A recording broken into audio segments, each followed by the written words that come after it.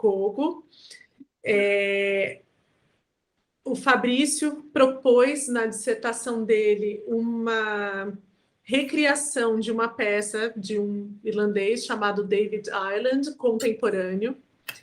E nós temos aqui as professoras Maria Rita Drummond Viana e a professora Fátima Costa de Lima como as examinadoras dele. As duas vão arguir depois da apresentação dele.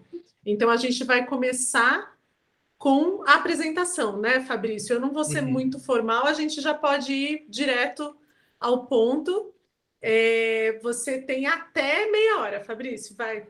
Força na peruca aí. Ok. Tá, Eu te passo a palavra, então, tá bom? Ok, muito obrigado. Eu só vou compartilhar e aí eu começo. Ok, vocês estão vendo os slides? Eu não vejo vocês, eu preciso de um reforço. Agora sim. Ok. Então, só um segundo. Ok, então os slides continuaram, né? Sim, não? Tá perfeito. Sim. Ok. Tá, então agora eu vou começar. Bom, boa tarde a todas as pessoas aqui presentes. Eu gostaria de começar agradecendo as professoras Fátima e Rita que aceitaram fazer parte do meu processo desde a qualificação, contribuindo assim para o meu trabalho. Quero agradecer também a professora Cíntia, que me orientou nesse processo, que me levou nesse caminho dessa pesquisa. E aproveito para agradecer também o financiamento da CAPES, que sem ele talvez fosse muito difícil fazer esta pesquisa. Hoje eu vou apresentar o meu trabalho intitulado Avenida Beira-Mar, uma recriação de Cypress Avenue, de David Ireland. A apresentação vai seguir este roteiro aqui. Eu vou falar do projeto inicial da pesquisa, depois eu vou falar também de maneira breve dos recortes históricos, que são importantes para entender tanto a obra de partida quanto a obra de chegada, e aí depois eu vou falar da teoria que eu utilizei para embasar o meu trabalho, e em seguida eu vou trazer alguns excertos da tradução, da tradução recriadora, para exemplificar o processo. Bom, o projeto, a minha pesquisa, é uma proposta de tradução recriadora, uma proposta de recriação da peça do dramaturgo norte-irlandês David Ireland. Eu comecei a trabalhar com Cypress Avenue ainda durante a graduação, na minha iniciação científica, inclusive sob orientação da professora Rita, que está aqui, e quem foi ela que me apresentou a peça, e durante esse processo produzimos um glossário das menções históricas, políticas, geográficas e culturais da peça. Já era o começo da recriação e eu nem sabia. A peça retrata a constituição identitária de um sujeito chamado Eric. Eric é um senhor por volta de uns 60 anos que se declara extremamente unionista e protestante. Ele defende com unhas e dentes o seu direito de ser britânico. Ele recusa toda e qualquer ligação com qualquer tipo de simbologia que possa representar algum grau, algum tipo de irlandesidade. O Eric é a personificação do radicalismo sectário político-religioso dos conflitos civis do período dos Troubles da Irlanda do Norte, que eu vou falar daqui a pouquinho mais sobre esse período. Ou seja, ele odeia católicos republicanos. Em sua peça, Ireland eleva esse ódio do eu contra o outro a uma potência avassaladora e super violenta. O Eric, a personagem principal, mata a família inteira, acaba num surto psicótico, acaba matando a família inteira porque ele desconfia que a sua netinha recém-nascida é o líder católico republicano Gerry Adams, que era o ex-presidente do Partido Católico Sinn Féin. Ele acredita que essa figura tão emblemática se disfarçou da sua netinha para se infiltrar na família e destruir todos os seus valores. Cypress Avenue estreou em Londres em abril de 2016 e o texto chegou em minhas mãos em novembro do mesmo ano, 3 meses depois do impeachment sofrido por Dilma Rousseff. Quando eu li a peça, eu estava sendo atravessado por todas essas questões da crise política brasileira, que meio que iniciaram ali nas jornadas de junho de 2013, que eu também vou falar mais um pouquinho daqui a pouco. Bom, todas essas questões sectaristas estavam latentes em mim, principalmente a questão do nós contra eles, que se intensificariam ainda mais no contexto brasileiro. Senti que o texto de Ireland tinha uma potência enorme ao discutir tais questões. Foi nesse momento que decidi trazer a ação de Cypress Avenue para o Brasil. Bom, uma grande parte do trabalho para eu chegar na recriação de Cypress Avenue foi entender esses dois recortes históricos para conseguir enxergar tanto as suas diferenças como os seus pontos de contato. E aí eu começo com um período que ficou conhecido como o período dos Troubles, ou como a Rita traduz, o período das tretas, que eu acho uma tradução que cabe muito bem. Foi o período que durou no intervalo de 1968 a 1998. Esse intervalo de 30 anos concentra o período mais violento dos conflitos entre os protestantes unionistas, que eram as pessoas que defendem a permanência do território irlandês como parte da Grã-Bretanha, e do outro lado dos conflitos, os católicos republicanos que lutam pela reunificação das Irlandas e a total independência da coroa britânica. O sectarismo entre protestantes unionistas e católicos republicanos tem suas raízes ainda no século XVII, quando Ulster, que viria a se tornar a Irlanda do Norte, foi colonizada pela coroa britânica da Rainha Elizabeth I. Com a tomada do território, acabou se formando ali uma elite protestante, resguardada por leis arbitrárias, que ao mesmo tempo que concedia regalias à população protestante, só dificultava a vida da população católica. Esses conflitos entre católicos e protestantes persistem até os dias de hoje. Porém, o conflito armado teve seu cessar-fogo oficialmente no dia 10 de abril de 1998, com o Good Friday Agreement, que em português é conhecido também como Acordo de Belfast, ou então o Acordo da Sexta-feira Santa. E aí é dessa confusão toda que sai a Constituição Identitária do ERIC de Cypress Avenue.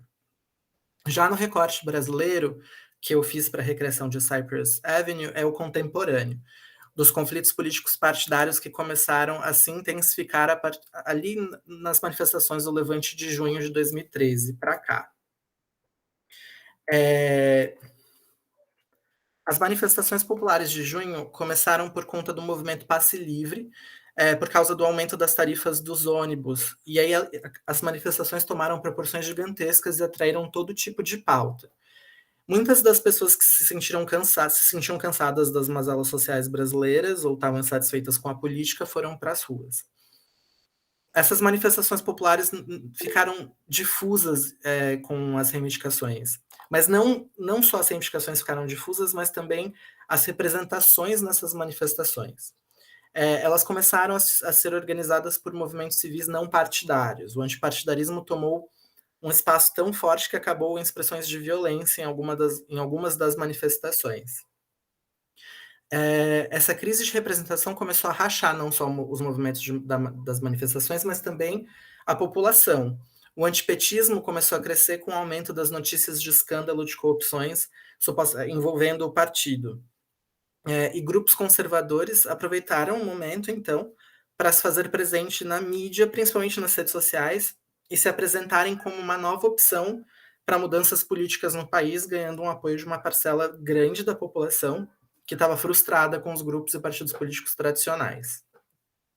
E é dessa confusão toda que sai a recriação de Cypress Avenue. Então, eu trouxe esse esqueminha mais para representar o meu lugar entre esses dois universos, esses dois recortes do Cypress Avenue e com a minha recriação. A partir desses conflitos e desses dois lugares culturais, eu pensei a tradução como um ato crítico.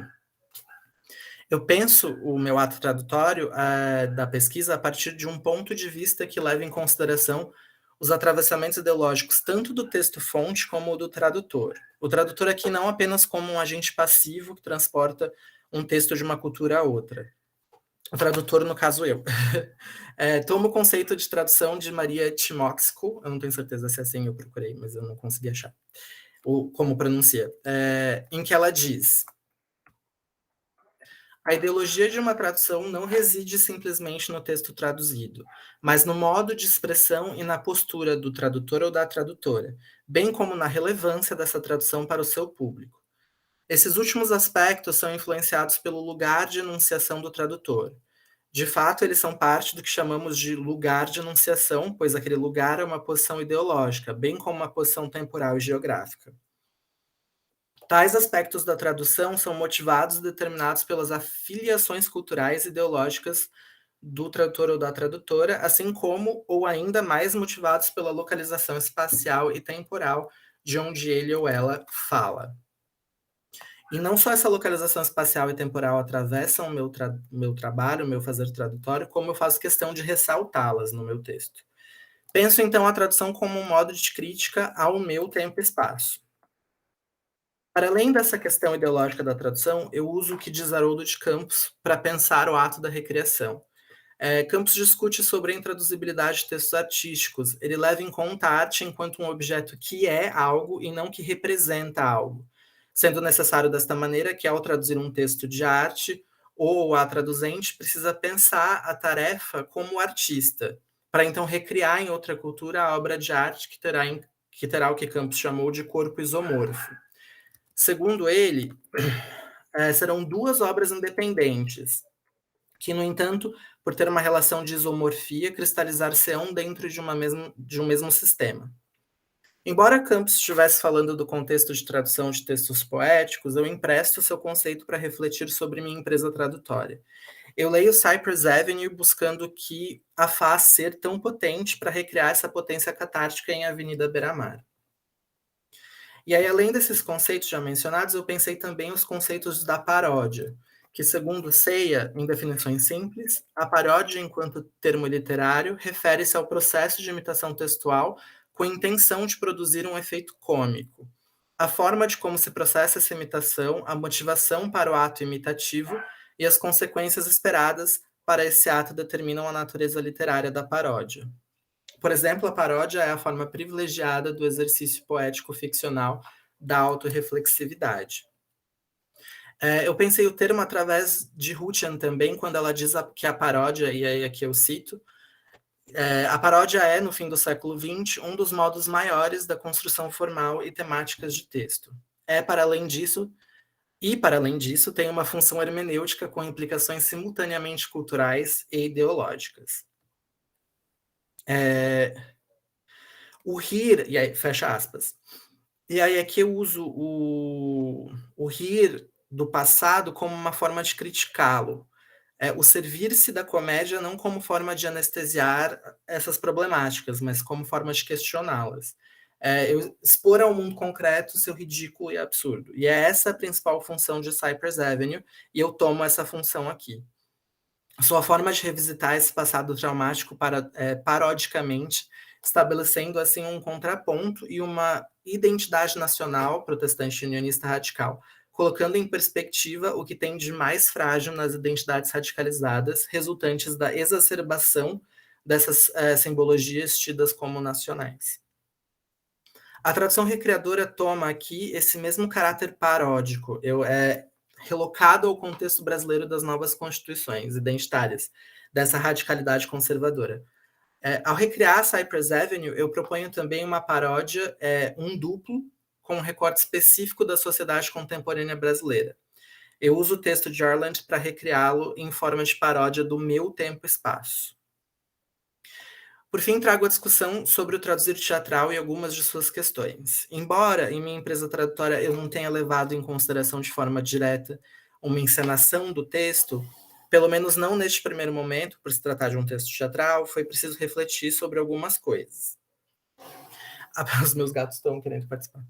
A primeira coisa a se pensar é que o texto teatral não é pensado para ser lido especificamente. Ele é um texto concebido para ser mais do que ouvido, ele foi concebido para ser experienciado. E aí, segundo Pavy, para pensar o processo da tradução teatral, seria preciso interrogar ao mesmo tempo o teórico da tradução e da literatura e o encenador ou o ator, assegurar-se de sua cooperação e integrar o ato da tradução a esta translação, muito mais ampla do que a encenação de um texto dramático e a presentificação de uma cultura e um público estranhos um ao outro. No teatro, com efeito, o fenômeno da tradução para a cena ultrapassa de muito aquele bastante limitado da tradução interlingual do texto dramático. Uma encenação transborda, então, o texto escrito. Tudo que está e é feito no palco é fundamental para se pensar a sua potencialidade de significâncias. Mas para o meu projeto de tradução recreadora, eu me concentrei mais nas questões de marca de oralidade do texto e da construção de imagens através de ícones culturais. Bom, e agora eu vou comentar algumas de minhas decisões no processo de recriação da peça. E eu posso começar pelo próprio título de Cypress Avenue. A Avenida Cypress, ela é um local de residência, ela é o local de residência do Eric, e é uma avenida residencial de elite em Belfast, uma avenida que eu acho que faz parte de uma região tradicionalmente protestante, pois há uma igreja presbiteriana na avenida. Em minha recriação, decidi usar a Avenida Beira-Mar Norte, que também evoca um lugar de elite e de difícil acesso. E para os moradores de Florianópolis também é capaz de criar a imagem de um recorte específico da população da cidade. Um aspecto fundamental no processo de recriação foi entender como seria o processo de construção identitária do Eric brasileiro. Eu decidi, então, transformá-lo em um sulista separatista radical que nasceu em Blumenau, mas se mudou para Florianópolis na sua juventude, como podemos perceber nestes trechos. Eu vou ler só a parte em português da recriação. Aceito e entendo. A Brígida é a psicóloga dele, ele está numa sessão de terapia compulsória porque ele assassinou a família inteira.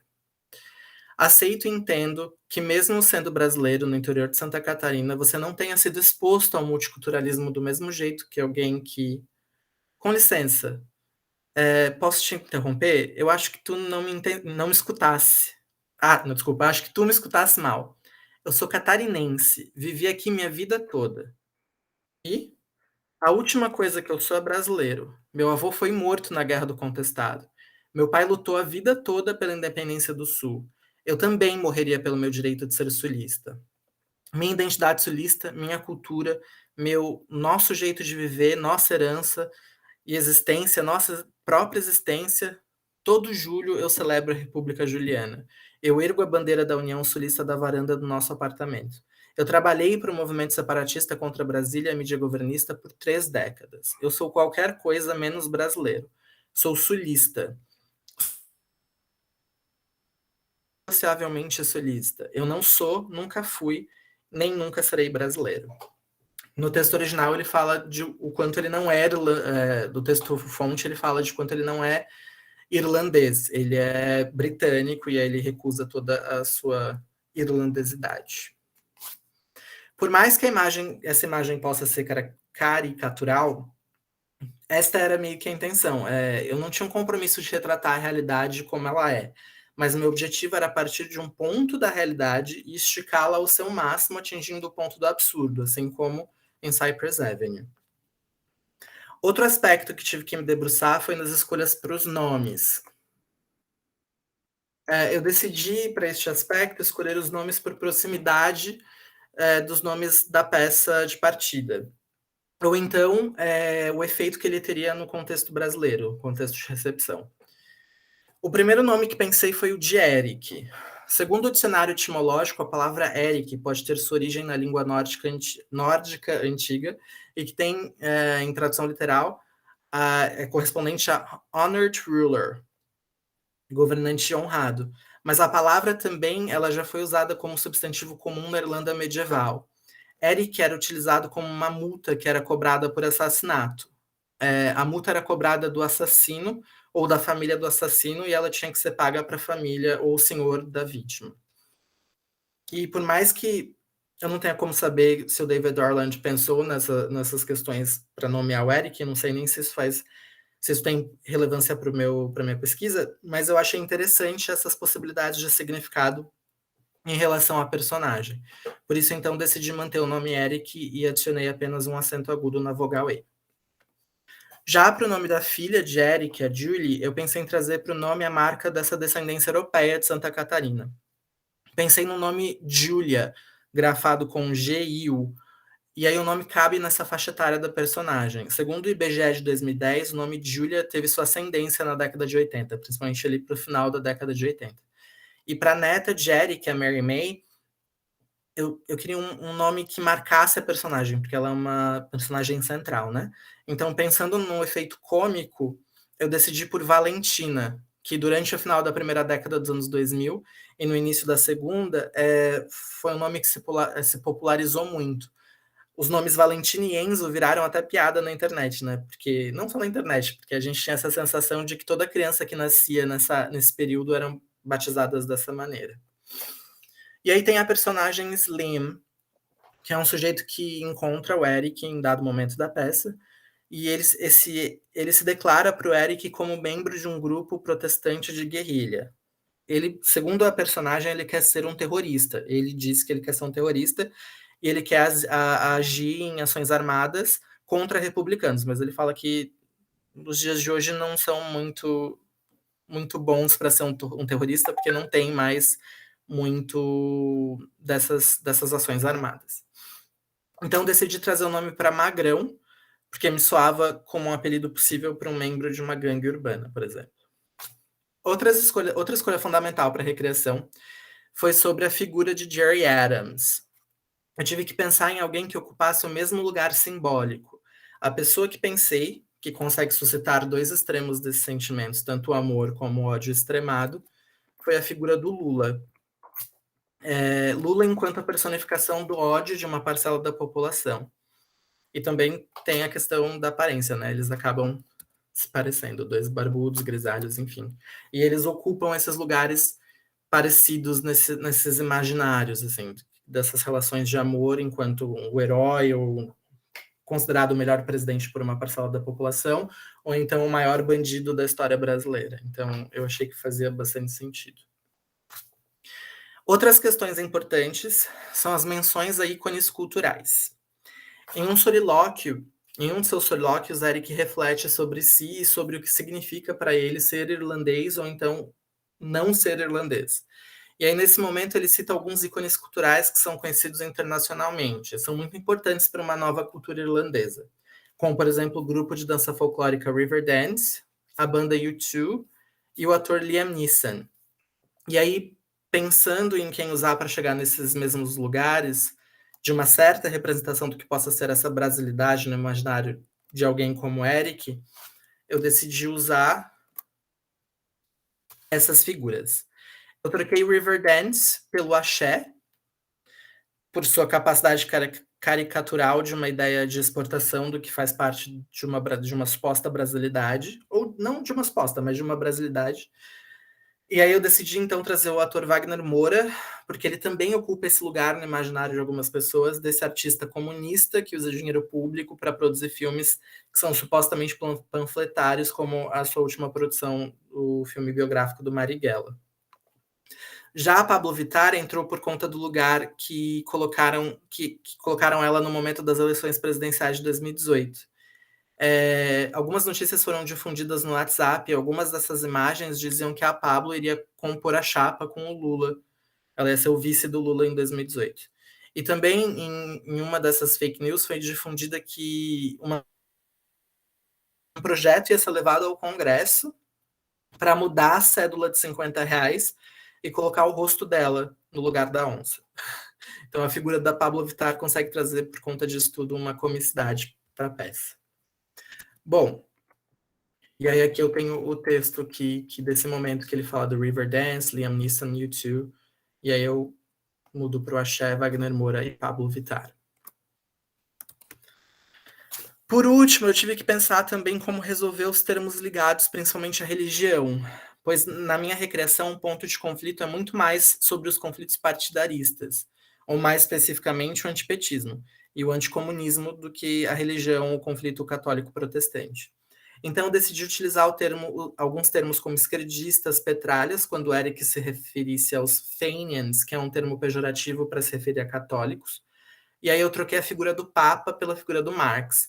E aí também ele fala da Bíblia uma hora e eu troquei para comunismo. A gente pode perceber aqui nesse trecho. Do Catholics para esquerdistas, o Pope eu mudei para Marx, a Holy Scripture eu mudei para o capitalismo. E a Virgin Mary, como eu estava falando de capitalismo para a Bíblia, eu mantive esse comum. Bom, assim, conclui-se que o presente projeto pode contribuir para o enriquecimento da discussão sobre a tradução teatral, principalmente no que tange a tradução como recriação. Discute o papel político da tradução e introduz a obra de David Orland no Brasil por meio da tradução inédita de Cypress Avenue aqui apresentada, contribuindo também desta maneira para o campo dos estudos irlandeses no Brasil. Abre caminho dessa forma para o aprofundamento da discussão do traduzir teatral. Um próximo passo para a continuidade da pesquisa no campo será levar o projeto para a encenação da recriação, que eu propus aqui, assim como investigar a partir daí qual seria o papel da tradução no processo criativo de montagem de um espetáculo. Pensar a tradução, portanto, como parte do mise-en-scène. E aqui está a minha bibliografia, e muito obrigado. Muito obrigada, Fabrício, foi ótimo. Quer dizer, quem sou eu, né, para dizer a orientadora elogia? Desculpem, gente. Eu estava com medo de estourar o tempo. Gafe. Mas, enfim, eu estava envolvida aqui também. E, bom, não vamos, né, ficar enrolando. Eu estou super ansiosa para ouvir as professoras também. E eu posso, Rita, vou passar a palavra para a professora Fátima, porque ela é de fora. Tudo bem que cada um aqui está num canto, né? Mas é de fora da UFSC, né? Então, e agradecer novamente a presença. A gente tem vários convidados aqui, né? Então, obrigada a todos. Está bombando essa defesa aqui nessa quarta-feira cinzenta. Então, professora Fátima, fique à vontade para fazer a sua arguição. Obrigada, Cíntia. Estás aonde? Falando no Manezês. Eu estou em Osasco, na Grande São Paulo. Ah, tá, porque aqui a quarta-feira não está cinzenta. Está super ensolarada. Aqui está super, mas tudo bem. Só para te dizer que não está cinzenta, tem um sol bem bonito aqui na janela. Eu queria só, antes de começar, avisar que eu não sei se foi só comigo, mas em alguns momentos da exposição, muito rapidinho, assim, eu consegui pegar tudo, a voz falhou. Pode ser a minha internet. Então, se ela começar a falhar, que ela esteve meio instável de manhã, vocês, por favor, um pouquinho de paciência e me avisem, porque daí eu troco de lugar, porque às vezes trocando de lugar funciona, tá? Então, também para não, sem mais delongas, eu queria, em primeiro lugar, agora oficialmente, cumprimentar a professora Cíntia, a professora Rita, que estão aqui, que a gente já teve juntas, né? Estivemos juntas na qualificação, e ao Fabrício, pelo trabalho concluído, né? Que bom, é tão bom ver quando acaba, dá um alívio, e queria dizer, em primeiro lugar, que eu não sou da tradução, como eu disse na qualificação, né, e repito, eu vou poder contribuir muito pouco, mas eu queria te dizer que, como uma pessoa de teatro, para mim foi muito, muito, muito interessante ler a maneira, conseguir entender, entrar nos segredos da tradução. Como que você escolhe, como você bem colocou aqui, como que eu escolhi esse nome, como que eu escolhi esse lugar, porque são coisas para a gente que faz teatro que a gente nem pensa, né? A gente olha e fala, às vezes a gente repara, gente, essa tradução está esquisita, principalmente quando a gente pega 2, 3 traduções, né? Por exemplo, eu dou aula de história do teatro, quando os meninos dizem, vamos fazer leitura dramática, então vamos ler Shakespeare, vamos ler, qual foi a desse ano? Fausto. Vamos ler Fausto. Aí eles perguntam, tá, mas eu leio Fausto aonde? Porque tem tradução do Fausto que é praticamente ilegível para o pessoal de teatro, assim, eles não conseguem entender nada, né? Tem alguma coisa da tradução que eu acho que é da ordem do anacronismo, enfim, mas... Fora esses poucos momentos, a gente diz, não, pega lá, tá? E nem pergunta, né? Quem é a tradução, quem é o tradutor, como é que ele fez, quem é a tradutora, enfim. Principalmente no teatro contemporâneo, que a gente, né, se deu, talvez indevidamente, a nós mesmas e mesmos a liberdade de fazer o que a gente quer com o texto. Então, a gente olha e fala assim, tá, não gostei dessa palavra, corta, troca, né? Então, a primeira coisa que eu queria dizer nessa defesa, Fabrício, é que eu adorei ver assim, tá, então ele escolheu isso por causa disso, então ele escolheu isso por causa disso, às vezes escolhas, como é que eu vou dizer, que eu acho assim, eu fico pensando, às vezes meio idiosincráticas e não sei o quê, às vezes com muita justificativa, né, que é a última parte do teu trabalho, mas todas elas muito interessantes, né? Eu, particularmente, ri muito com o Papa virar Marx. Eu disse, gente, aqui já está, isso aqui é muito genial, né? E então a primeira coisa que eu queria dizer é isso, tá? Fico muito feliz, fiquei muito, não é nem felicidade, é muito divertido, tá? É muito interessante para nós ver esse trabalho que fica oculto de nós, de alguma maneira, né? E aqui ele está mostrado. A segunda coisa que eu queria te dizer eu comecei, porque daí eu primeiro li de novo, li a tradução toda, enfim, né? E eu comecei a ler, daqui a pouco, quando ele diz, essa bebê tem a cara do Lula, eu não me aguentei, tá? Eu comecei a rir. E aí depois eu estava dizendo para o Edinho, que é músico, né? Meu companheiro é músico, mas ele faz teatro com a gente o tempo inteiro, enfim, está acostumado com teatro. E aí eu fui contar para ele e ele deu risada, né? Ele disse, que é isso? Né? Ela tem um quê de... a tua tradução tem um quê que aí eu não vou saber, aí é com a Rita, eu não vou saber dimensionar o quanto isso está no original, né? Mas ela tem um quê de comicidade absurda, meio fantástica, assim, né? E que surpreende a gente. Aí é muito interessante que quando você já entrou no ritmo, já sabe que o cara é assim, já sabe que ele está surtando, tudo. Ainda assim, de vez em quando, como é o caso do Papa, lá enfim, do Marx, né? Você, de novo, você fala, não, eu não acredito nesse cara, né? Você pensa assim, eu não acredito nele. Então, eu fiquei pensando, é meio escandalosa essa tradução, assim, ou a peça, mas eu gostei muito disso, tá? Não é escandalosa no sentido de deslocada e de equivocada, ao contrário, mas ela tem, como comicidade, que é o que tu está se propondo, ela tem alto potencial, tá? Porque eu te diria, a gente que é de teatro, a gente não costuma rir quando a gente está lendo mais, sabe? Eu, particularmente, tenho uma longa vida, né? Vou fazer 62 de atriz cômica, então, assim, eu leio os textos e eu não dou risada, assim, porque eu já estou mais do que acostumada. E eu acho que a comicidade está ali, tá? É a segunda coisa que eu queria te dizer. A terceira coisa que eu queria te dizer, já fazendo um trocadilho com a peça em si, é que a palavra tem poder, tá? É outra coisa que a gente consegue perceber na peça, né? No texto, na dramaturgia em si, tá? Eu vou te dizer que eu acho que a dissertação está super bem estruturada, assim, por mais que algumas vezes entrasse em questões que não são da minha alçada, eu consegui entender, assim, tudo que tu quis dizer, tá? Acho eu, né? A estrutura me conduz bem para aquilo que, assim, começa, né?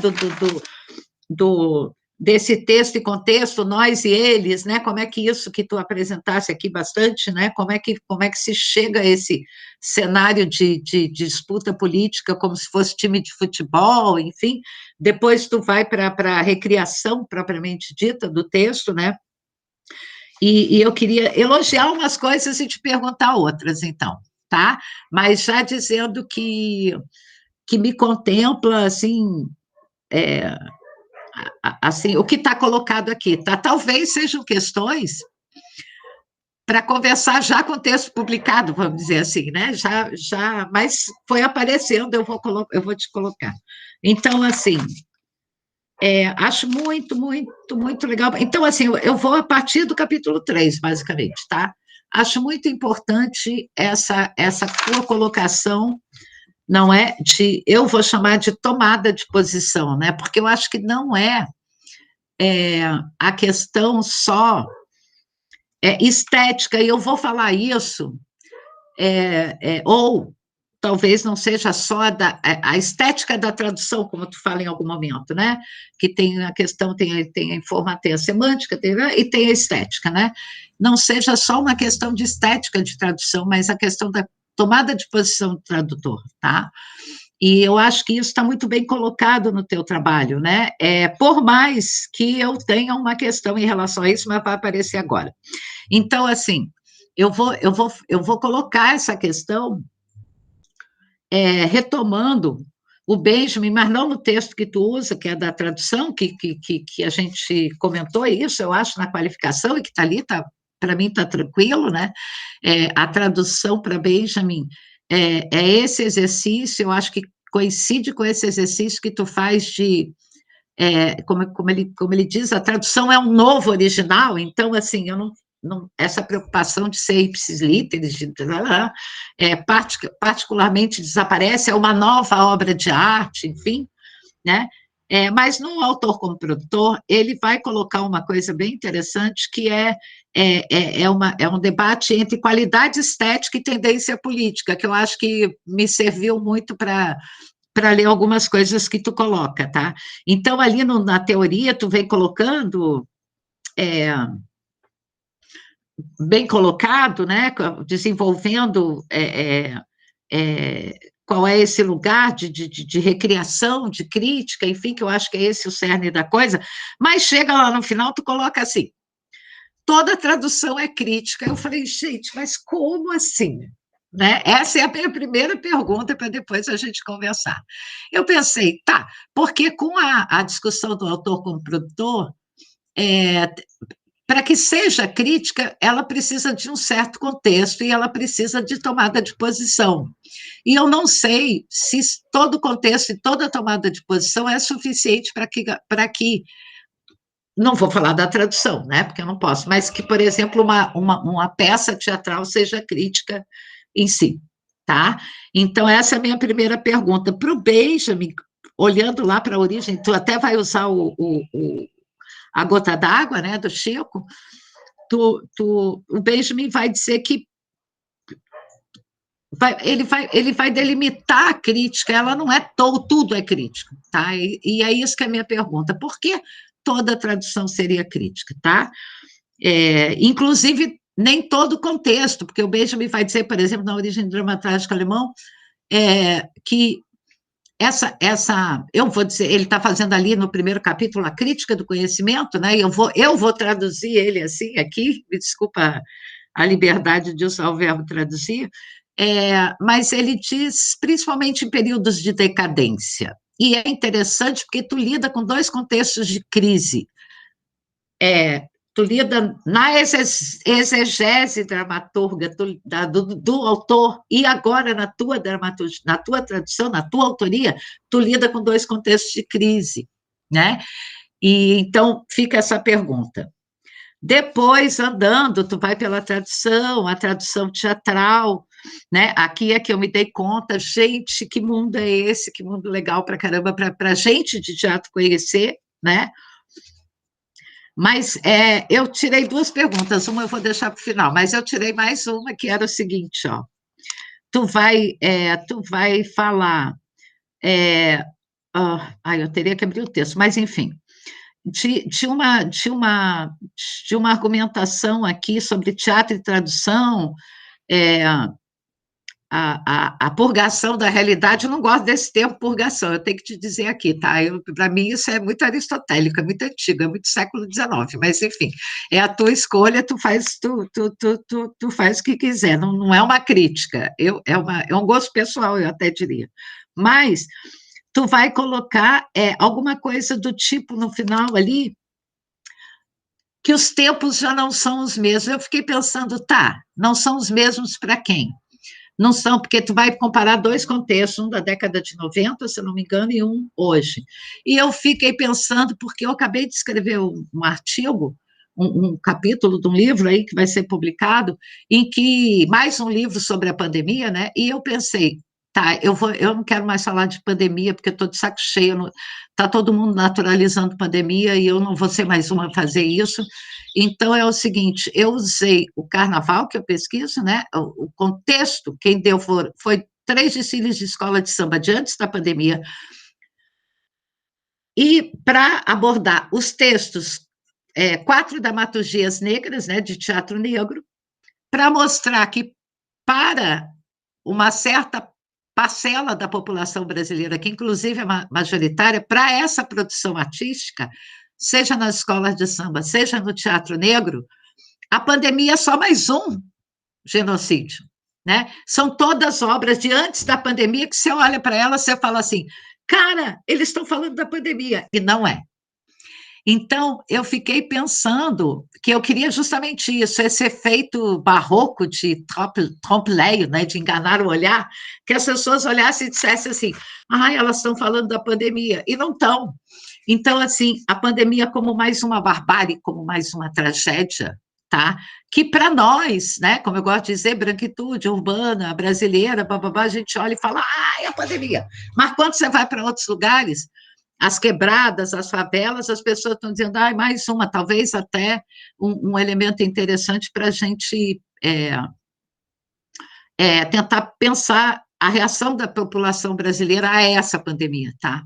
Que é uma reação completamente paradoxal, completamente esquisita, que a gente olha e fala, não, mas por que as pessoas estão fazendo isso, né? Então, a minha pergunta é essa, né? Será que desses tempos que não são os mesmos, alguma coisa não continua mesmo? É a minha pergunta que eu faço. Daí, eu vou para outra questão. Não, tá, eu vou pegar isso aqui, é bobagem, não preciso... Tá, só comentando, tá? Porque em algum momento ali tu se apresenta, né? Eu sou Fabrício, nasci em 1989, eu já estou trocando os séculos, inclusive, né? E fala de São Paulo, fala da AIDS. Eu estava em São Paulo nesse momento, esse momento foi um momento terrível, muitos amigos, e uma amiga, inclusive, porque naquela época se dizia que só homens morriam, mas não é verdade, uma amiga minha de teatro, o pessoal do teatro teve muitas mortes, assim, a gente sofreu, porque ninguém sabia direito o que era, e de repente o menino ficava magro, e de repente ele ficava cheio, e ninguém podia fazer nada, não tinha coquetel, não tinha cura, não tinha nada, foi um momento muito horrível no teatro, tá? Paulistano da época, e tu estava nascendo, exatamente nesse momento, mas eu acompanhei bem, infelizmente não, porque a experiência de vida é experiência de vida, mas infelizmente essa experiência teve que ser vivida muito mais para eles, infelizmente, do que para mim, né? Mas tu vem e tu diz ali que a tua escolha política, a política, alguma coisa do tipo assim, a política surgiu na minha vida, não foi consciente, não foi uma escolha muito consciente ou alguma coisa assim, né? O que eu quero, o que eu entendi? Que foi a tua experiência de vida que quando tu viu, tu estava naquele lugar, né? Pelos olhares, desde a infância, desde a adolescência, que tu descreve muito bem, enfim. Era gótico ou era emo? Essa era uma pergunta, porque roupa preta com maquiagem, eu fiquei pensando, era gótico ou era emo? Vou deixar essa pergunta para tu me responder, tá? Mas eu fiquei pensando, sabe, Fabrício, que a escolha política, ela não uma, é uma questão para mim, né? Não exatamente para a tua dissertação, mas, assim, tem uma parte da escolha política que ela não é consciente mesmo, tá? Porque, assim, isso seria restringir a política àquilo que a gente consegue pensar, aquilo que a gente consegue... E tem uma parte, e isso não é de hoje, isso eu acho que é intrínseco àquilo que a gente chama de política, mas só queria te dizer isso, não é uma questão. A pergunta mesmo é emo ou é gótico, tá? E eu queria te fazer uma pergunta, assim, essa pergunta, para mim, é a minha maior curiosidade, tá? Porque você fala, e a última, eu vou fechar aqui, né, dizendo que eu gostei muito de ler o trabalho, repetindo, assim, para mim foi muito legal, acho que deve ser publicado, o pessoal de teatro vai ganhar muito com isso, e principalmente vai se divertir muito, não só com a peça, mas com conseguir entender qual é o mundo interno da tradução de um texto teatral, tá? pelo menos o teu mundo, né? Não sei se todos traduzem assim, se todas traduzem assim, mas pelo menos um eu vou conhecer, né? Eu conheci. E fico muito grata de ser uma das primeiras pessoas a poder ler, a poder ter contato com o material. Mas a minha pergunta é a seguinte, ó. Me parece que todo tempo tu tem uma ideia. Eu vou contar um episódio só para situar, para contextualizar, que não é no teatro, é no carnaval, tá? Eu estou fazendo um curso ali no pensamento social do samba, então é uma oficina de pesquisa, é um pessoal lá do Rio de Janeiro, aí todo ano, toda sexta-feira a gente vai lá, cada um apresenta uma coisa, sexta-feira que vem eu vou apresentar, e estou até com medo já estou tremendo aqui, mas enfim, a minha pesquisa, mas aí todo mundo apresenta, e aí as pessoas comentam, e estava indo, para mim, né, estava indo tudo muito bem. Quando chegou sexta-feira passada, apareceram 2 pesquisas sobre escola de samba evangélica, tá? E eu já falei, qual é que é, né? Eu já fiquei assim, porque não porque elas não existam, né? Porque a gente sabe que existem, mas por que eles aceitaram uma pesquisa dessa nesse lugar? Eu já comecei a pensar, eu vou embora, né? Eu não quero apresentar, e bababá. Mas o comentador, que foi o Luiz Rufino, foi muito legal, pegou no pé de uma maneira muito elegante, assim, ele foi ótimo, eu já não conseguiria, mas ele foi muito bom, assim, de comentar. Mas eu fiquei pensando na tua ideia de teatro, porque eu pensei, se tu botar teatro evangélico no Google, a primeira coisa que vai, eu fiz esse teste hoje de novo, tá? A primeira coisa que vai aparecer é uma notícia, uma das primeiras vai aparecer assim, ó, conheça 70 peças de teatro evangélico, tá? A gente às vezes acha que o teatro é só aquilo que a gente faz, e obviamente, se a gente pensa no teatro dentro da universidade, essas coisas não aparecem tanto, mas isso também, para mim, é uma ilusão. No teatro lá das cênicas, ali da UDESC, realmente não aparece, mas se tu vai na música, aparece. Na música da UDESC, antro é uma palavra terrível, né?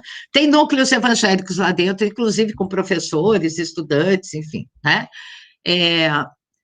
E toda a tua posição política, ela está muito óbvia aqui, né? Ela é crítica, inclusive isso está colocado na tua dramaturgia. E tu termina a tua dissertação falando assim, eu quero ver, tipo assim, né? Eu quero ver ela montada, esse é o próximo passo, vou ensinar. E a pergunta que não me saiu da cabeça, isso não foi no final, eu vim com isso, assim, a partir da metade, eu disse, cara, se tu já pensou, se ela for montada por um teatro evangélico, então, a minha pergunta é o seguinte, para o tradutor, tá? Porque ela é uma peça, como tu bem coloca, a questão da paráfrase, da paródia, enfim, ela é uma peça que ela tem essa dialética, às vezes, bastante desenvolvida ali nas falas, né? De repente, por isso que eu acho que a gente, de vez em quando, a gente ri de novo, de vez em quando, porque é mais um. Mas eu pensei, cara, e se a minha pergunta que ficou na minha cabeça, eu não quero que tu responda, assim, né, totalmente, mas a minha pergunta é se isso passou pela tua cabeça, se esse texto poderia ser apropriado pelo teatro evangélico, porque ele manda de lá para cá, né? Ele vai indo assim. E se tu tem alguma ideia de se isso funcionaria com eles, ou se isso, por conta da tua tomada de posição política, tu ficou imaginando isso montado pelo teatro que tem a mesma posição que a tua, ou próxima à tua. Tá? Essa foi a questão que ficou na minha cabeça, assim, tá bom? Era isso, tá? Eu agradeço de novo a Cíntia, ao Fabrício, pelo convite, foi muito, eu aprendi muita coisa lendo a tua dissertação e me diverti demais, tá? Eu acho que esse texto se ele é feito para se divertir e se é feito com potencial de montagem, porque tu fala em algum momento, não tem diretor, então eu fiquei imaginando, eu imagino que essa é a condição de todo produtor de teatro, né? Tanto que quando a gente vai montar, eu já montei não com o tradutor, mas eu já montei com o autor do lado dirigindo, e é um problema, porque o cara, ele, não é assim. Aí você fala para ele, não, mas eu quero fazer assim, você escreveu, agora o problema da montagem é minha, né? Então, eu queria te dizer que eu acho que essa é uma condição de autoria, tá? E tu usou essa condição de autoria, para mim, uma condição sine qua non de autoria, tu usou quando tu estava traduzindo, achei isso muito legal. Mas te deixo com essas perguntas, né? Ou seja, ela tem potencial de montagem, na minha opinião, tá bom? Te deixo com as perguntas e fecho por aqui. Obrigada. Professora, muito obrigada. É um prazer ouvir alguém do teatro, né? Muito, muito interessante, assim, é um outro olhar, né? A gente é da tradução. Fabrício, já vou te deixar responder. Eu só queria agradecer pela fala preciosa da professora Fátima. Achei as propostas, as perguntas muito boas. Também tenho a dúvida entre o emo e o gótico, então, por favor, esclareça, Fabrício. E vou deixar você falar, tá? Pode ficar à vontade. Bom, primeiro eu queria agradecer a fala da professora. É muito gratificante ouvir tudo isso de um trabalho que demanda tanto e eu fico feliz que foi divertido, porque para mim também foi divertido fazer essa recriação, assim. E o texto, quando a Maria Rita apresentou para mim, foi um choque, tipo, foi amor à primeira leitura e foi... Amor é uma palavra muito forte para esse texto, porque é um texto, né? Mas essa potência me conquistou desde o início. Tá, vou começar pela questão mais importante. Era gótico, não emo. Por questões de coisas que eu ouvia e de coisas que eu lia. Eu era mais do alemão do que do estadunidense. E era mais pós-punk industrial em Inglaterra do que qualquer outra coisa. Aí eu vou para a coisa do teatro evangélico.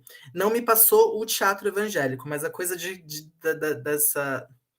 Eu acho que é uma coisa que eu e a Cintia a gente discutiu algumas vezes, dessa potencialidade. Porque teve um momento que a gente ficou com medo do texto também. Falei, gente, o que pode acontecer com esse trabalho? E eu falei assim, gente, pode acontecer de tudo um pouco. Pode acontecer essa apropriação muito muito absurda, porque para mim, como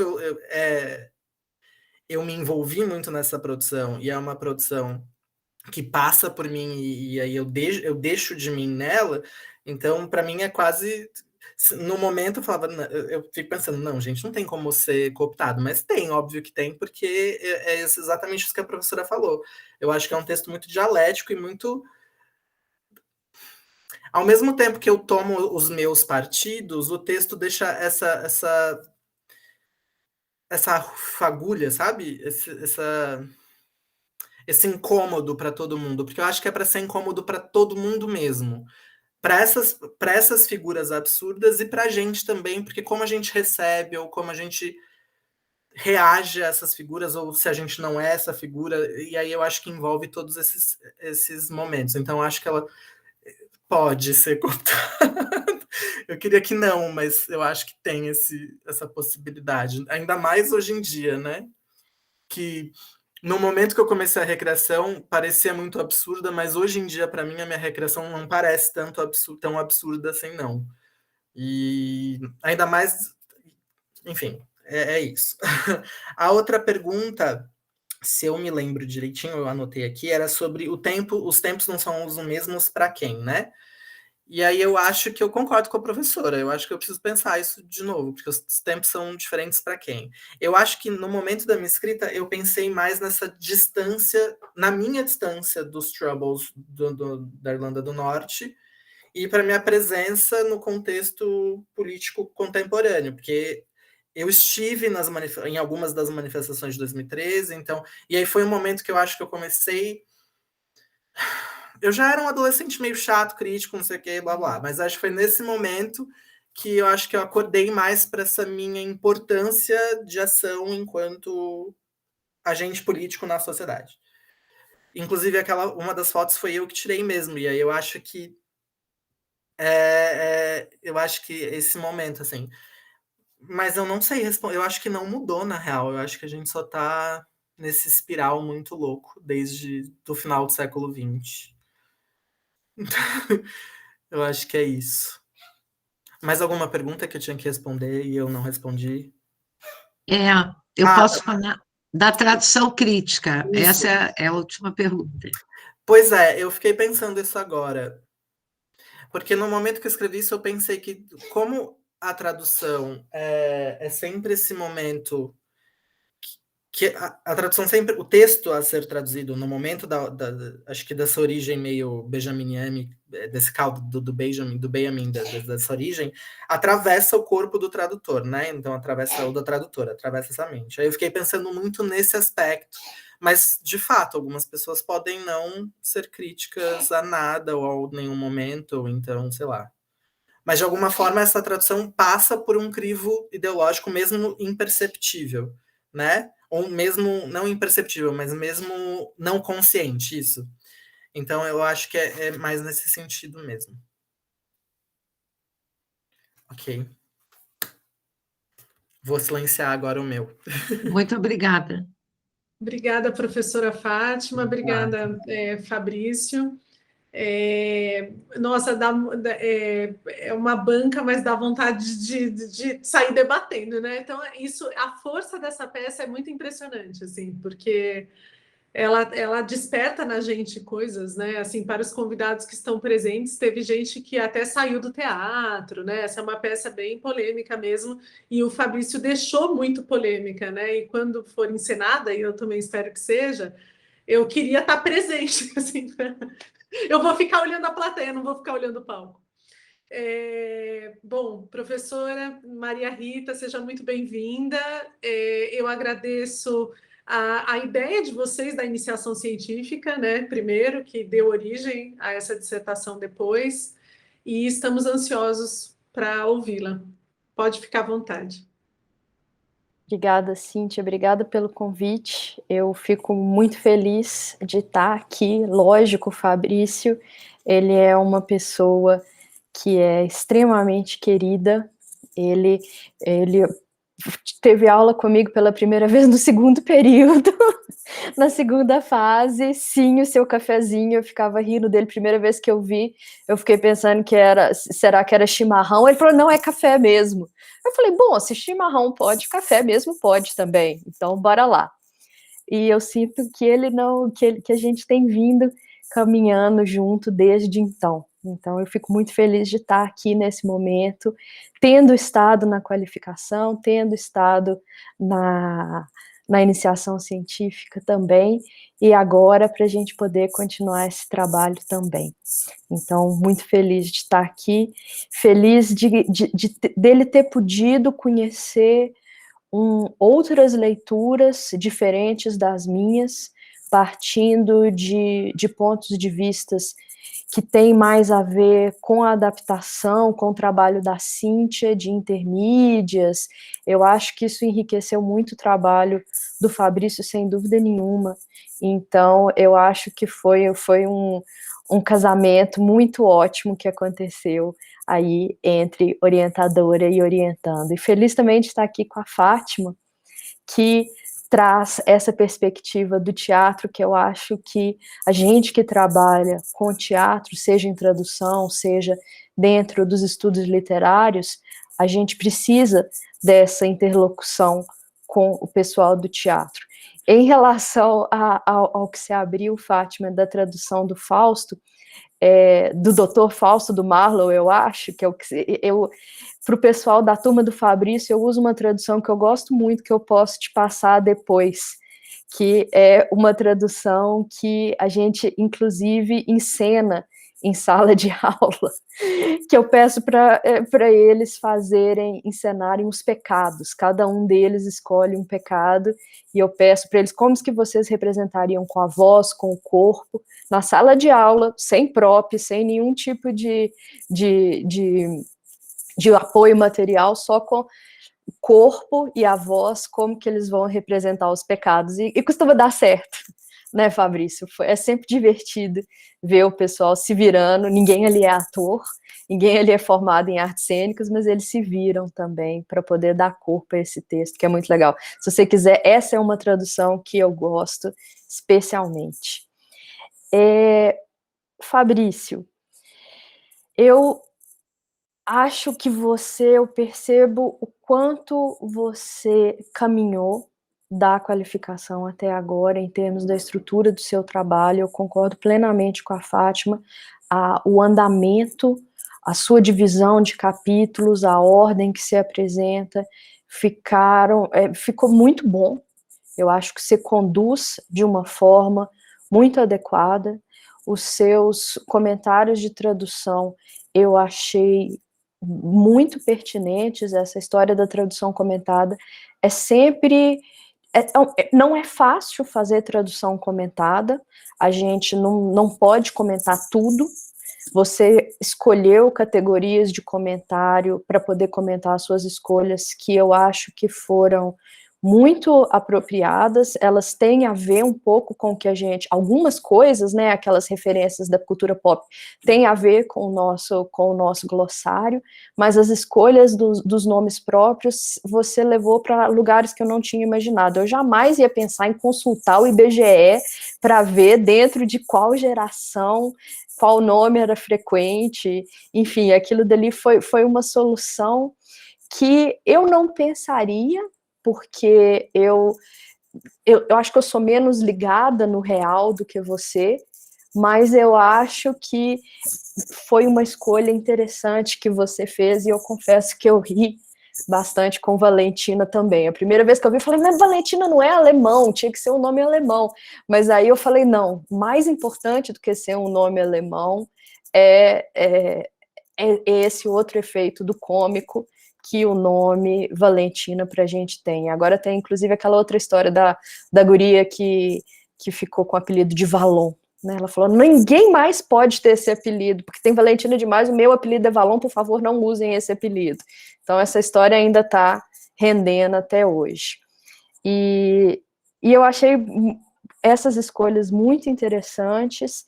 Era uma coisa que a questão de diminuir a importância da religião era uma coisa que a gente já tinha conversado lá atrás. Eu acho que foi uma escolha interessante que você fez e que funcionou. Especialmente o Papa pelo Marx, eu também concordo que deu muito certo, porque talvez fosse ser um pouco demais, né? A gente tinha pensado, será que a gente faz o Eric evangélico? Foram conversas que a gente teve nesse meio do caminho, mas ia talvez ficar demais mesmo. Eu concordo que você achou uma solução de pensar, bom, a identidade, o que importa aqui é esse perfil de criação de uma identidade, e você escolhe focar mais na questão política, que há controvérsias, mas muita gente diz que é muito mais importante do que a religião, mesmo na Irlanda do Norte. Então, eu acho que você fez uma escolha muito interessante. Algumas coisas que eu queria conversar com você em relação especialmente a sua parte teórica. Eu acho que o potencial da peça, as excelentes escolhas que você fez, a Fátima já comentou bastante, então, e eu pensei que eu deveria, então, focar justamente no que eu sei fazer, mais, que é a parte de mais de teoria da tradução, e mais especificamente daquela velha conversa da tradução de peças, né? E a primeira coisa que eu queria te falar, eu percebo às vezes, Fabrício, uma certa, não é bem, uma certa inconsistência em termos do seu uso de conceitos teóricos. Então, por exemplo, a gente percebe isso, eu não sei qual foi a ordem, se você fez o resumo antes, se você fez o resumo depois, se você voltou no resumo para poder trabalhar depois que você fechou, se você voltou no resumo, enfim, porque você traz no resumo tradução teatral e no corpo do texto você fala em texto dramático. A gente pode conversar sobre a diferença entre as duas coisas, o teatro e o drama, para a gente, que pode aparecer de forma diferente. É lógico que dependendo de quem você lê, isso pode fazer uma diferença ou não, mas eu achei interessante que no resumo você chama de tradução teatral e no texto você fala de texto dramático. Então, queria que você pensasse se tem uma diferença ou se isso ficou uma coisa que ficou meio solta. Mesma coisa, o adaptação e recriação. Você usa adaptação mais no início do texto, depois você fixa bastante em recriação, e quando você traz a paródia, eu gostei muito do seu uso da paródia via Hutton. Eu até achei que a Hutton ia aparecer em outros contextos também, mais da adaptação também, mas eu vi que você resolveu o seu problema com a paródia. Eu acho que a gente também tem que ter um certo pragmatismo, porque essas diferenças entre adaptação, tradução, que às vezes a gente encontra no teatro como quase uma gradação, mas na hora de definir mesmo, a gente não consegue definir. Então, eu achei que você resolveu o seu problema de um jeito interessante. Então, acho que a minha primeira pergunta, eu vou fazer assim esse bate-volta. Eu queria, então, que você me falasse como que você vê esse tradução teatral ou adaptação de textos dramáticos, que é o que você traz no corpo do texto em alguns momentos, essa questão adaptação, recriação também. Seria a minha primeira pergunta. Tá, eu já posso responder agora? Por favor. Ok. São campos, como a professora disse, são campos muito complexos, né, de ideia, e eu tentei, então, tentar resolver na minha prática daí, né? Agora, depois de passar todo esse processo, depois desse mergulho todo, porque às vezes no mergulho em si a gente acaba não enxergando algumas coisas, mas agora depois que eu penso muito diferente a encenação da peça, ainda mais depois do projeto, e aí a tradução do texto, eu consigo ver diferenças entre tradução teatral e tradução de texto dramático. Porque aí eu fico pensando, até na conclusão do texto, o como seria, então, testar este texto da tradução, da minha recriação, e o como isso interferiria nessa tradução. Então, como essa tradução do teatro como linguagem, quando eu trago aí Nag, eu não sei se é Nag ou Nag, eu nunca lembro. E aí eu penso nessa linguagem como um todo, eu acho que esse processo diferencia um pouco do que eu fiz da recriação do texto. E aí eu bati mais no martelo da recriação, porque eu me senti muito mesmo nesse processo de tentar entender a criação de Cypress Avenue para conseguir recriar este texto no contexto brasileiro. E aí por isso que eu acho que eu opto mais por recriação do que adaptação. Porque acho que na minha cabeça ainda estava meio confuso a coisa do conceito de adaptação fora do teatro, que é um conceito muito, muito grande, e aí eu fiquei mais seguro, então, e aí eu achei que fez mais sentido para mim falar de recriação, porque eu pensei a parte mais cabeção da coisa no sentido de como eu fiz o processo. Então, eu tentei, óbvio que não tem como eu saber como o Arland criou Cypress Avenue, mas eu tentei entender o texto a partir deste ponto. Até tem, tá vivo, nós podemos perguntar, mas não é o que a gente quer. Sim, mas aí eu tentei entender o texto a partir disso para fazer esse outro corpo que tem essa ligação, mas ao mesmo tempo é diferente, assim, porque eu acho que se o David Arland lesse em português, lesse minha peça, eu não sei qual reação ele teria, sabe? E aí eu fiquei pensando meio nesse trabalho mesmo de eu recriei isso aqui, sabe? Não sei se eu consegui responder, mas foi esse raciocínio que eu tive. Entendi. Não, entendi sim. Essa, na verdade, é uma discussão que a gente acha muito,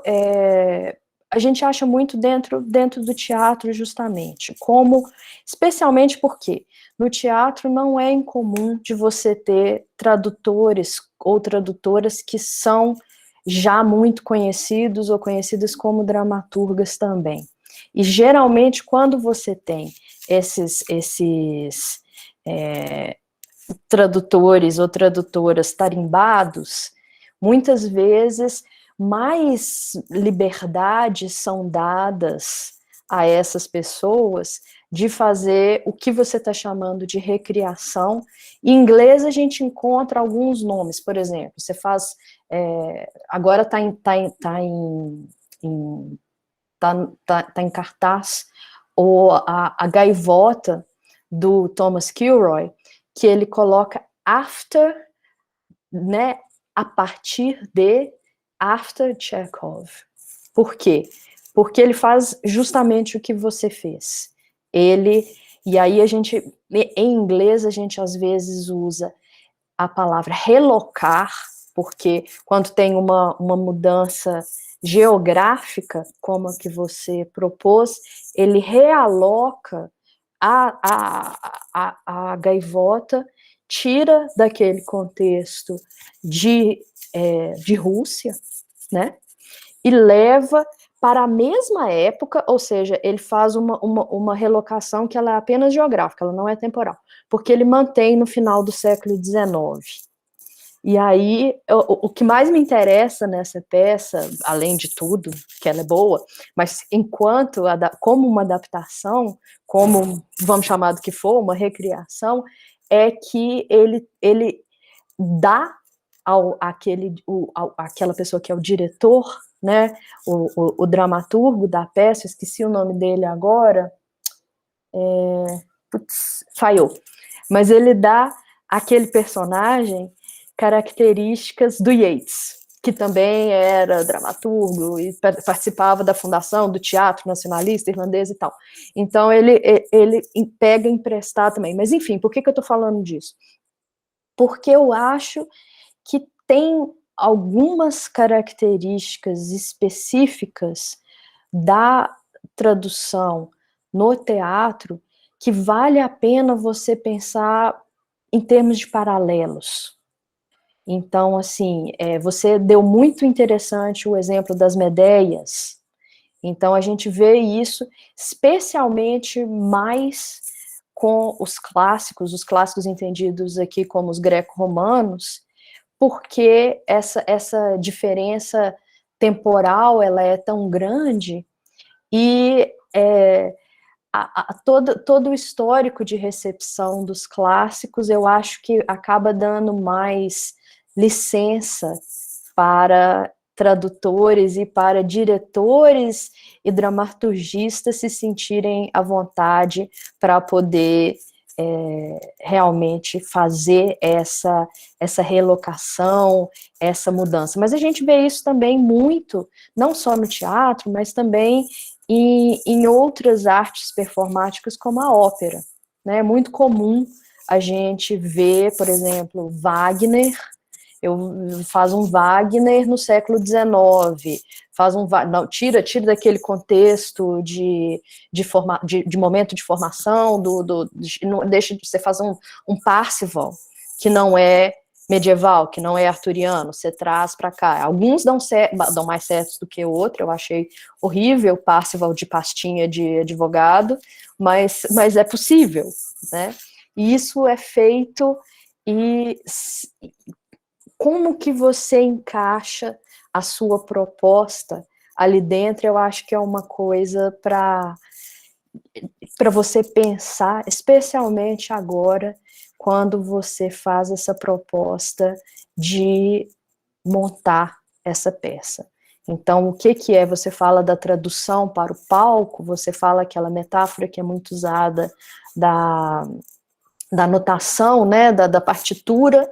O texto como partitura é uma metáfora que se usa bastante, e aí você, a gravação, faltou a palavra agora, o arranjo que é feito faria uma diferença também. Então, você vai estar trabalhando com vários níveis aí.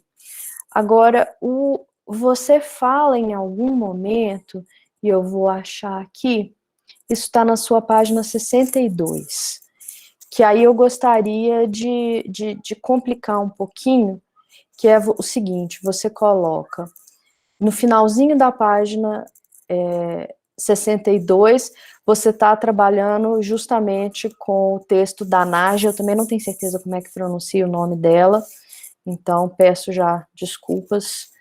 Ela coloca, né, ela coloca que é uma linguagem e que o tempo é suspenso no palco e que todo entendido é um mal entendido, enfim. Você coloca o seguinte, em outras palavras, ao traduzir teatro, é preciso lembrar que o teatro é uma linguagem específica, com sua própria gramática, que se relaciona sempre de modo contemporâneo com o seu público. E aí a minha pergunta para você é o seguinte, eu implico um pouco, eu sei que você está retrabalhando a citação dela, tá? Mas eu implico um pouco com essa história do uma linguagem, porque eu acho que o teatro são mais do que uma linguagem, né? Se você pensa a linguagem do teatro cômico, ela é um pouco diferente da linguagem do teatro em que você tem mais aspectos de drama, mas não só isso, quando você trata também de aspectos locais de o que é aceitável, o que é uma linguagem que é inteligível, que vai funcionar ou não num palco no Brasil ou fora do Brasil. Eu sempre me lembro do que o Domingos falava quando ele traduziu a peça do Murphy, que ele falava, o intervalo no Brasil nem sempre funciona. E eu falava, que coisa, né? Eu nunca tinha parado para pensar nisso. Então ele repensa muitas das peças para ver se é possível acabar com o intervalo, às vezes, se ele acha que o intervalo não funciona. Então eu implico um pouco com esse uma linguagem. Eu queria que você refletisse quais que são as possíveis linguagens, se eu estou achando que não é só uma, é mais do que uma. Quais linguagens você visualiza como sendo as linguagens do teatro? Eu pensei, quando eu escrevi, eu estava refletindo sobre essa citação, eu pensei na linguagem dramatúrgica, talvez, eu acho que faltou essa palavra, então. E eu concordo com a professora, eu acho que não é uma linguagem, eu acho que são muitas linguagens que estão dentro dessa gramática do teatro, né? E aí eu acho que, para mim, para mim essa linguagem, quando eu estava pensando isso, envolve todos esses aspectos que num projeto, que aí eu estava mais tensionando isso para um projeto futuro, porque aí eu digo depois que eu não levo em consideração nessa regressão, mas todos os outros elementos dessa língua teatro, que inclusive quando eu estava traduzindo uma dessas citações, eu fiquei pensando, eu traduzo como língua ou linguagem? Eu não sabia como chegar nisso, assim, porque para mim eu estava pensando talvez mais numa língua teatro do que numa linguagem teatro, sabe? E aí eu fiquei pensando quais são os componentes dessa língua, como eu crio essa ação nesse palco e como isso interfere no texto da minha recriação. Aí eu não consegui dar conta nisso nesse primeiro momento, porque era muita coisa, mas aí eu acho que era mais nesse sentido, assim. Mas eu concordo com a professora, não é mais... São muitas linguagens nessa gramática muito louca. Eu acho que talvez... Então essa minha... Ironicamente, essa minha incapacidade de traduzir language para linguagem nesse contexto. Eu acho que é isso. Legal. Mas eu concordo com você que um pouco dessa preocupação ela vai ficar para o próximo momento, mas você também vê como que isso aparece no seu texto. Você fala das marcas, certas marcas de oralidade, a questão que você quis marcar também dos sotaques, né? Como os sotaques influenciam, né? A questão da sociolinguística, não só do sotaque fonológico, mas também como que isso aparece gramaticalmente também. Né? Teve até umas horas que eu perguntei, depois eu te dou o texto que eu coloquei, não sei se era como tu és, uma coisa assim que você colocou, e eu falei, será que não é? Será que não é como tu é, mas será que não é como tu és? Então, não sei, aí você tem que perguntar para os manezinhos, algumas horas, não sei se é porque eu também estou ficando longe, eu estou perdendo um pouco, mas eu acho que vai ficar bem legal também essa sua ideia. Para acabar, que eu também não quero demorar demais, eu coloco aqui para você, eu te faço uma pergunta específica da questão do quando você começa lá no início, você coloca o seguinte, em sua... Ah, não é nessa não, gente, desculpa. Deixa eu achar aqui de novo.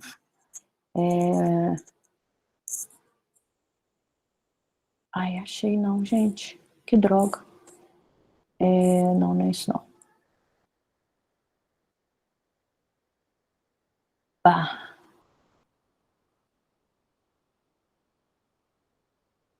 Ah, o seu... Não. Eu fiquei pensando, talvez, um pouco na... Não. Desculpa, gente. Meu negócio aqui ficou confuso. Eu devia ter passado isso a limpo. E eu tenho algumas sugestões que depois a gente vai conversar também. Eu fui anotando o texto, tá? E eu acho que eu senti um pouco de falta, talvez, de uma descrição, um pouco mais de descrição do processo. Por quê? Eu sei porque eu sei que começou com Lula. Não começou com o Eric, não começou com a Júlia, não começou com a Valentina. Eu lembro do momento que a sua lampadinha acendeu e você me falou o Jerry Adams é o Lula. Então, eu fico pensando que naquele momento em que você descreve esse processo, de como que você pensou a peça e tal, eu gostaria de te sugerir que você trouxesse esse momento de insight, porque o que desencadeou o seu desejo de recriar foi você ver a Mary May, a Neném, e essa figura que despertava esse ódio barbudo como Lula.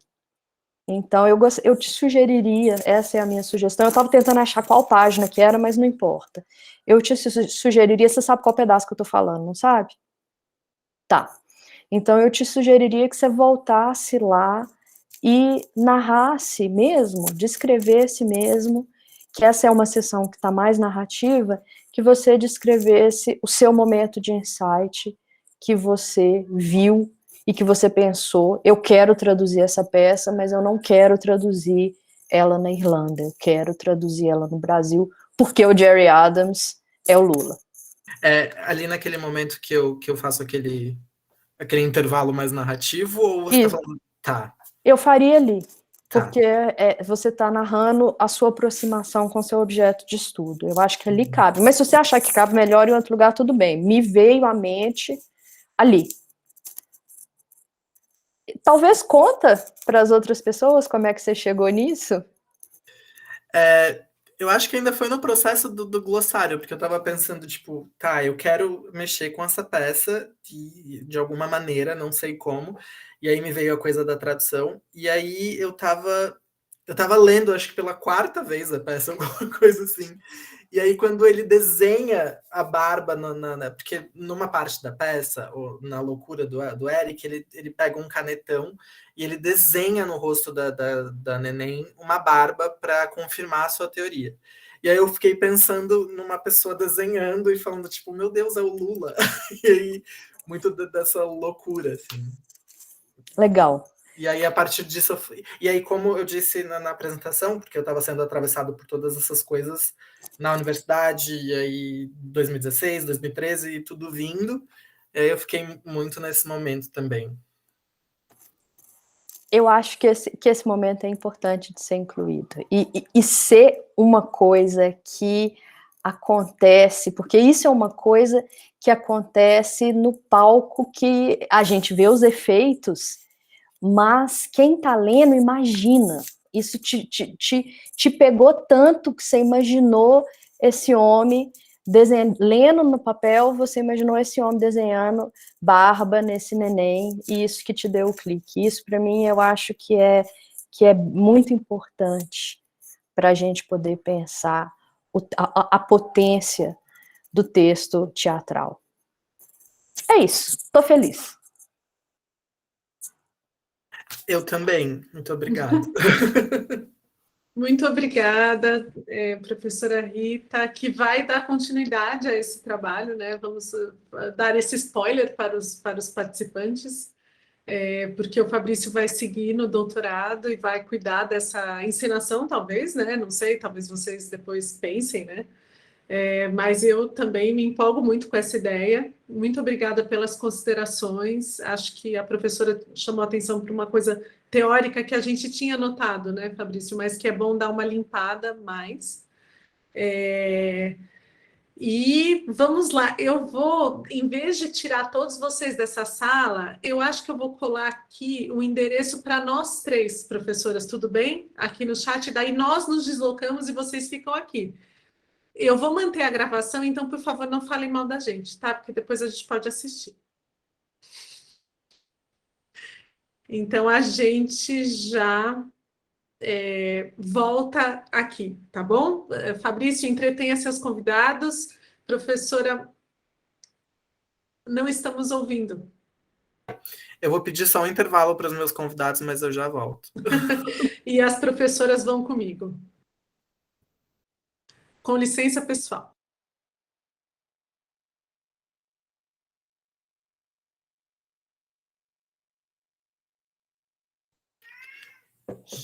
Gente, eu já volto. Só um pouquinho.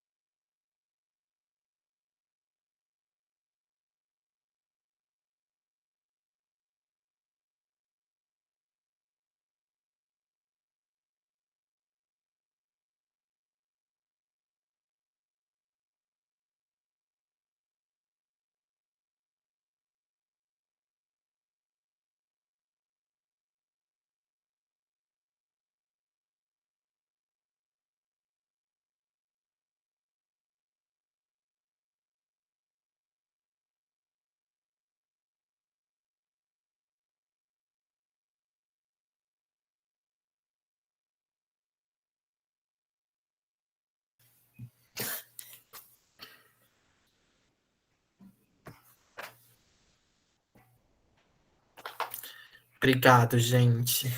Oi, Davi! Ai, meu Deus!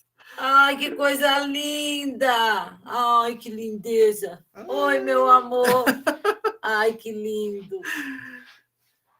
Ah, Oi, boa tarde. não, é o filhinho do Davi. Deixa eu ficar desse lado, amor. Cachecol.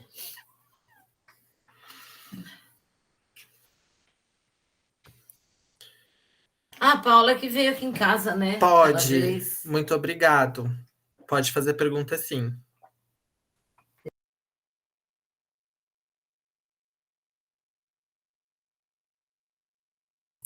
Então, eu quero porque. Oh, agora abriu o microfone. Ai, que coisa linda! Oi! Oi! Ai, meu Parabéns, Deus! Fabrício. Muito obrigado. Alegria, vai dar Muito tudo certo. obrigado. Ah! Ai, que lindo! Ai, o megafone. Olha lá o tio Fabrício, ó. Acabou de apresentar Oi. a dissertação dele de mestrado. Oi. Oi. Ai, que Que lindo! coisa mais linda. Qual o nome dele? Dante. Dante. Ai, que Isso. lindo. Babá. Calma aí, eu só vou ler uma pergunta que o Marco está fazendo. Tá.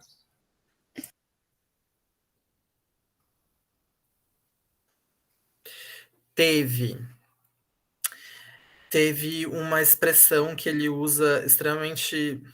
É porque a personagem é muito complexa em muitas coisas, né? Então, no começo da peça, ele usa a palavra com N do inglês que eu não gostei. E foi difícil escolher como traduzir, como passar, e enfim. Inclusive, é uma das polêmicas do texto, porque na encenação, acho que de Nova York, a atriz que estava fazendo a personagem, que é uma personagem negra, não gostou, não se sentiu confortável, e aí ele mudou o termo. Mas acho que esse foi um dos pontos. Acho que foi o único, mais assim.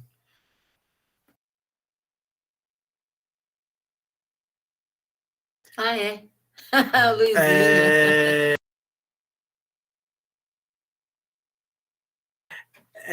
Eu traduzi, eu acho, porque ele pergunta para Brígida, para Bridget, na peça em inglês, e aí eu traduzi a pergunta, tipo, por que você é uma crioula? Que foi uma... Mas mesmo assim eu não tô feliz com essa parte, eu acho que num segundo momento eu talvez mude completamente essa parte. E eu não sei o que eu vou fazer ainda.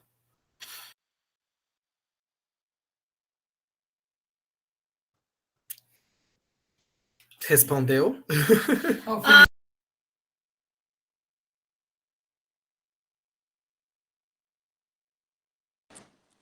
Parabéns, irmão. Amigo, Obrigado. Fala, Davi.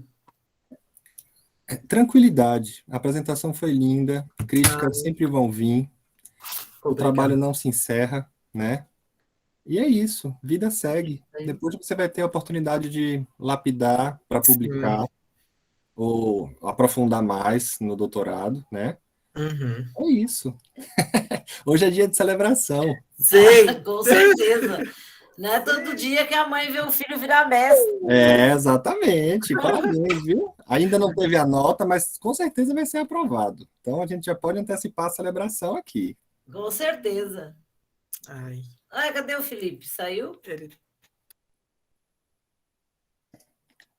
Ah, voltou. Estou ouvindo aqui toda a reunião e fazendo pastel. Aí você manda pastel para nós. Ah lá. Ai, esses meus filhos, mestre Cuca, viu? É tipo. Mestre Cuca! Mestre Cuca! Ai, o Dante é uma gracinha. meu Oi, Deus. Dante! Olha lá. Ô, Fabrício, Eu você já está com o doutorado engatilhado? Estava já, ouvindo aqui que vai continuar, que você vai fazer umas modificações. sim. Caramba, já. Olha, que orgulho, né? Doutor, e nós, Felipe? A gente tá aqui, ó. Só fritando pastel, tocando as músicas do século passado. Mas é orgulho Olha, mesmo, orgulho. viu? Depois que Olha. o Fabrício foi meu professor, espero que volte em breve. Sim. Falei, caramba, o cara. É só o mundão é pouco para você. Vai que vai. Essa nota aí é. Olha, até pelo carisma das suas professoras, eu acho que vai. Acho que você arrebentou, cara. Muito obrigado. E a melhor coisa eu acho que esse 10, essas notas máximas, isso não pode existir, sabe? Porque de maneira nenhuma você vai poder se acomodar na sua pesquisa, né? E ela é contínua, né, cara? É bem provável que você passe um bom apanhado da sua vida ainda trabalhando nisso. Sim. É o que eu espero mesmo. Sim, eu tenho eu certeza também. que eu vou ver coisas maravilhosas aí. E independente de onde esteja, eu quero voltar para ver a peça. Vai acontecer. Quero voltar para ver. Vai ter, né? Vai, e vai ser presencial isso tudo. Ah, com vai certeza ser. vai ser presencial. Vai ser. Vem mais pra cá. Fabrício, parabéns para você. Adorei te ver um pouquinho, não consegui entrar no começo. Assim que acabou minha aula, eu já entrei e falei, putz, vamos lá, vamos ver o que eu consegui pegar. O pouco que eu vi, eu adorei. As análises das professoras foram muito ótimas. Eu acho que servem de incentivo para esse doutorado aí. E daqui a pouco eu vou chamá-lo de doutor com prazer. Muito obrigado. Vai ser doutor Bibi, tá? Não vai ser doutor Fabrício, vai ser doutor Bibi. Para os íntimos é doutor Bibi. Foi bom demais ver vocês, viu? Ai, que bom. Sim, Luiz, obrigado por participar. Eu tenho dificuldade de falar obrigado por vir, porque a gente não vai para lugar nenhum mais, mas obrigado por estar aqui. Na internet a gente continua indo, né? O fluxo vai e volta, então já foi, já voltou várias vezes. Mas foi bom demais te ver. Em breve vamos conversar sobre as aulas. Espero que você esteja já tranquilo. Não sei se você já vai para o doutorado já. Tá? As coisas estão caminhando e daqui uns dias quero te visitar. Quero que você me visite, tá? Para ser meu intérprete ali, ó, do meu ladinho. Sim. Tá bom? Tá bom. Beijo para vocês, beijo para a família toda aí. Beijo. Para você também. É nóis, Até mais, Fê. É nóis.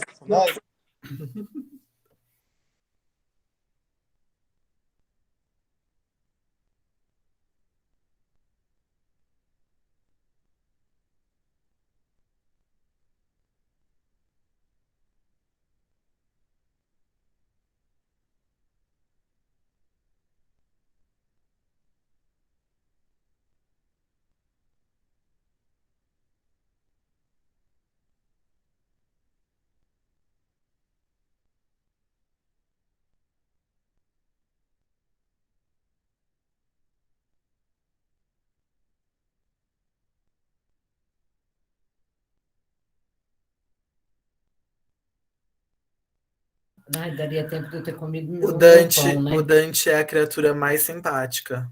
Olha essa criança. Você viu falando? Ele é super simpático. O Luiz deu tchau aqui, ele deu tchau também pro Luiz, mandou beijo. Não entendi, desculpa. O Luiz estava falando contigo, ele estava respondendo aqui por você. Ele deu tchau e o Dante também deu tchau, mandou beijo. Que bonitinho. Agora tá aqui. Depois das vacinas e que for possível, eu quero conhecer ele pessoalmente. Vamos sim, com certeza. Eu também quero. Você vai vir aqui, nós vamos aí, sei lá. Porque eu já estou apaixonada no Dante. Ele é bem fofinho, super simpático, brincalhão. A gente vai se encontrar sim. Agora ele tá. Quantos anos ele tem? Ele tá com 2 anos e 6 meses. 2 anos e meio. É uma idade muito gostosa, muito. Acho que... tá. Ok, voltamos. Oi. Os meus pais agora estão aqui atrás de mim. Só um segundo, calma aí.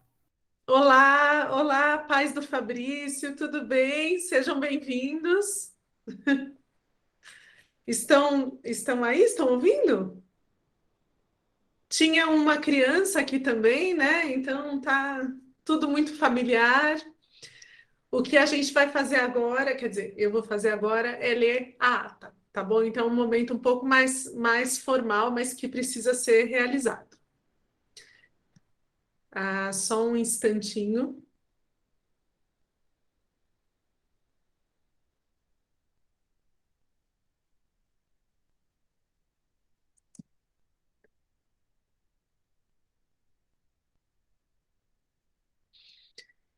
Bom, aqui vai.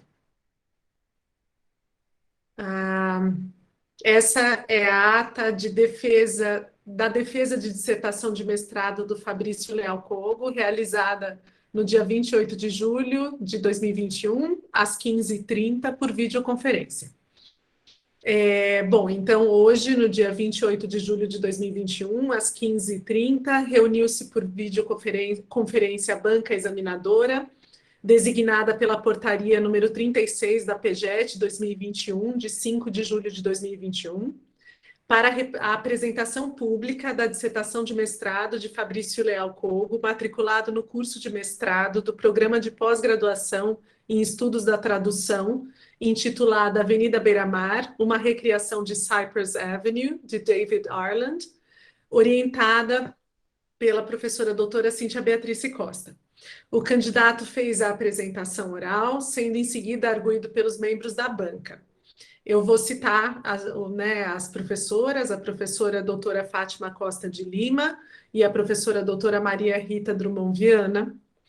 Com base no resultado da defesa, a banca examinadora propõe que seja aprovada a arguição e a versão do trabalho final para a defesa, sem alterações, devendo a versão definitiva ser entregue em 30 dias. Nada mais havendo a tratar, a ata foi lavrada por mim e depois aprovada foi assinada por todos os membros da banca. Florianópolis, bom, estou em Osasco, mas tudo bem. 28 de julho de 2021, então, meus parabéns, Fabrício. Ficamos muito felizes. Obrigado. Obrigada pela participação de todos os presentes aqui, os amigos, né? Que boa essa defesa, várias conexões, Brasil afora. E, Fabrício, vou só fazer uma palavra final, foi um prazer trabalhar com você. Vou falar aqui para os seus pais que vocês criaram um homem maravilhoso, né? Muito amoroso, educado, disciplinado, um sonho de aluno, assim, se todos fossem iguais a você, que maravilha viver para nós, professoras.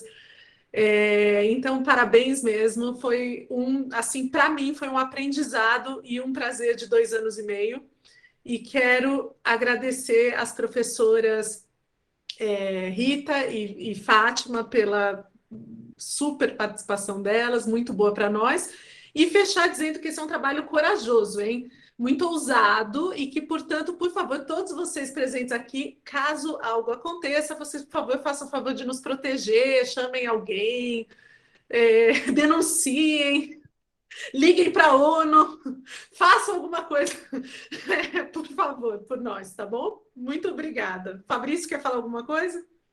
Eu quero agradecer. Ai, que emoção. Foi muito bom esse processo com você, Cíntia.